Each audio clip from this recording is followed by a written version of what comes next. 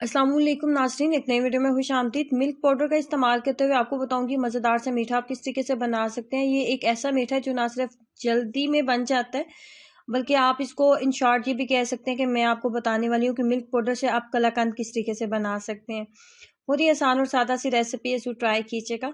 इसको बनाने के लिए आपने मिल्क पाउडर का इस्तेमाल करना है। सबसे पहले मैंने तकरीबन 1.5 कप के करीब पानी लिया था। 1.5 कप के करीब पानी लेने के बाद 2 बड़े जो कप हैं वो हमने मिल्क पाउडर डालना है। 1.5 कप पानी और 2 कप के करीब मिल्क पाउडर होगा इसके अंदर। मिल्क पाउडर जो है ना, आपने इसके अंदर मिल्क पाउडर का इस्तेमाल करना है। टी वाइटनर का इस्तेमाल नहीं आपने करना। अक्सर जो पैकेट होते हैं आप जो मिल्क पाउडर के बाय करते हैं उसके ऊपर टी वाइटनर लिखा होता है, वो मिल्क पाउडर नहीं होते।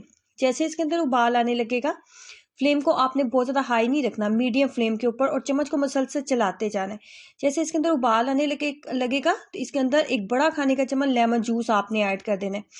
बड़ा खाने का चम्मच लेमन जूस ऐड करने के बाद एकदम से आपने लेमन जूस नहीं ऐड करना। तकरीबन हमने 2 खाने के चम्मच लेमन जूस इसके अंदर ऐड करना था, जिसमें से पहले 1 खाने का चम्मच लेमन जूस मैंने ऐड कर चुकी हूँ और मजीद 1 खाने का चम्मच लेमन जूस इसके अंदर ऐड करेंगे। इसी तरह चम्मच को मुसलसल चलाते जाएंगे और फिर यहीं पे जब आपको लगे कि थोड़ी सी थिकनेस इसके अंदर आने लगी है तो आपने इसके अंदर आधा कप के करीब आपने चीनी ऐड कर देनी है। आधा कप चीनी बिल्कुल एक नॉर्मल मीठा होगा। अगर आपने थोड़ा मीठा ज़्यादा रखना है तो मिकदार को बढ़ा लें।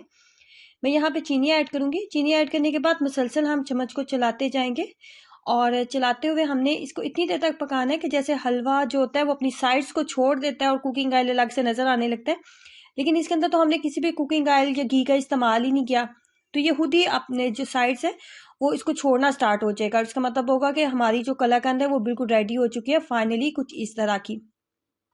ये मैंने मिल्क पाउडर के साथ बनाई है। जो नीडो का मिल्क पाउडर होता है मैंने वो वाला इस्तेमाल किया। आपको किसी भी अच्छी क्वालिटी का मिल्क पाउडर मिलता है तो आपने उसका इस्तेमाल करना है, लेकिन काइंडली आपने टी वाइटनर का इस्तेमाल नहीं करना।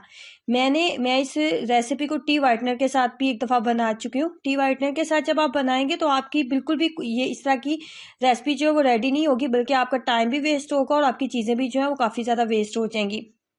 तो आपने इस रेसिपी को मिल्क पाउडर के साथ बनाना है और आपने वो पैकेट का इस्तेमाल करना है जिसके ऊपर मिल्क पाउडर लिखा हो। ये वो रेसिपी मैंने थोड़ी सी रिकॉर्ड की थी जिसको मैंने टी वाइटनर के साथ बनाने की कोशिश की थी।